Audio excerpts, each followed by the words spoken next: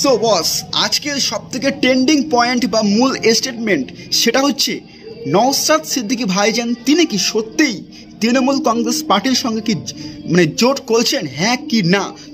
So recently একটা news কিন্তু ভীষণ ট্রেন্ডিং পাচ্ছে যে সোশ্যাল মিডিয়াতে, যে বর্তমানে দেখছি যে ইন্ডিয়ান সেকুলার ফ্রন্টের চেয়ারম্যান মাননীয় নওশাদ সিদ্দিকী ভাইজান তিনি কি তৃণমূল পার্টিতে কি জয়েন দিচ্ছেন, এই নিয়ে কিন্তু সোশ্যাল মিডিয়াতে কিন্তু প্রত্যেকটা নিউজ কিন্তু রিসেন্টলি কিন্তু খবর দিচ্ছে। তো সত্যিই কি নওশাদ সিদ্দিকী ভাইজান তিনি কি তৃণমূল কংগ্রেস পার্টিতে জয়েন করছেন, হ্যাঁ কি না। তো এই বিষয়ে কিন্তু সঠিক অ্যান্সার দেওয়াটা কিন্তু খুবই মুশকিল। রাজনীতি এই বিষয়টা কিন্তু বোঝা সত্যি কিন্তু অনেকটাই কঠিন বা অনেকটাই তেমন সহজ। তো এই যে রাজনীতি এই বিষয়টা কিন্তু ভাবাটা কিন্তু সম্পূর্ণ একটা কঠিন বিষয়। আর সত্যি বলতে রিসেন্টলি নওশাদ সিদ্দিকী ভাইজান তিনি কিন্তু নবান্নে গিয়েছিলেন এবং তিনি কিন্তু তৃণমূল কংগ্রেস পার্টির যে মুখ্যমন্ত্রী মাননীয় মমতা বন্দ্যোপাধ্যায় তাঁর সঙ্গে কিন্তু বৈঠক তিনি করেছিলেন নওশাদ সিদ্দিকী ভাইজান।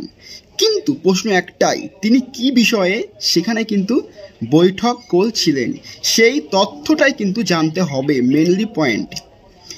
তো রিসেন্টলি নওশাদ সিদ্দিকী ভাইজানের মুখ থেকে শোনা গিয়েছে যে তিনি নবান্নে গিয়েছিলেন।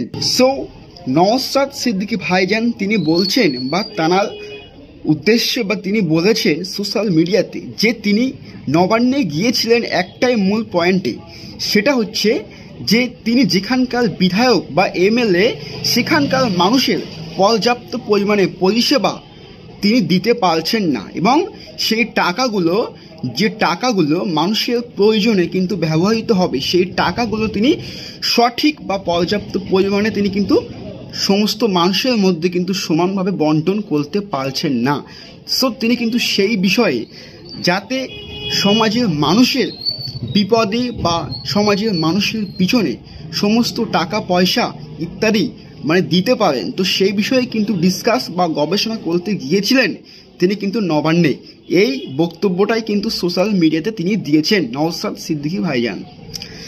কিন্তু এই নিয়ে রিসেন্টলি সোশ্যাল মিডিয়াতে বিভিন্ন নিউজ চ্যানেল কিন্তু একটাই সংবাদ দিচ্ছে যে নওশাদ সিদ্দিকী ভাইজান তিনি কি সত্যি তৃণমূল কংগ্রেস পার্টির সঙ্গে কি বৈঠক করে কিন্তু জোটে কি আবদ্ধ হবেন। এখন এই নিয়ে কিন্তু নানান কিন্তু প্রশ্ন উঠছে এবং সমাজের মানুষের মনের মধ্যে কিন্তু একটা কিন্তু ভাব সৃষ্টি হচ্ছে।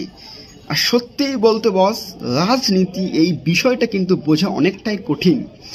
আর 2 দিন পর কিন্তু মমতা বন্দ্যোপাধ্যায় তিনি কিন্তু ফুলফুয়া শরীফে কিন্তু আসছেন একটা সমালোচনা বা একটা বৈঠক করতে।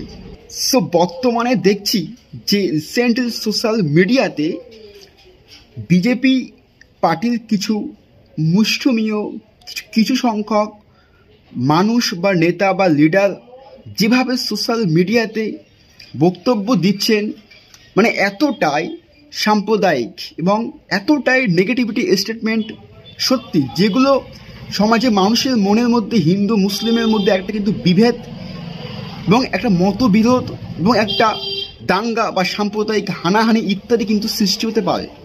রিসেন্টলি অনেকটাই কিন্তু এমনটি বাজে বাজে কমেন্ট আসছে সোশ্যাল মিডিয়াতে বিজেপি পার্টির কিছু সংখ্যক মানুষের মুখ থেকে। তো সে বিষয়ে কিন্তু 2026-এ যে বিধানসভা নির্বাচন আসছে, তো তৃণমূল এবং বিজেপি পার্টির মধ্যে কিন্তু একটা ভীষণ কিন্তু একটা হাড্ডাহাড্ডি কিন্তু যুদ্ধ সৃষ্টি হবে, এটা কিন্তু 100% কনফার্ম। এবং 2026-এ বিধানসভা নির্বাচনে কিন্তু তৃণমূল এবং বিজেপি কি ভালো ফল পাবে সত্যি কিন্তু বলা এখন খুবই মুশকিল।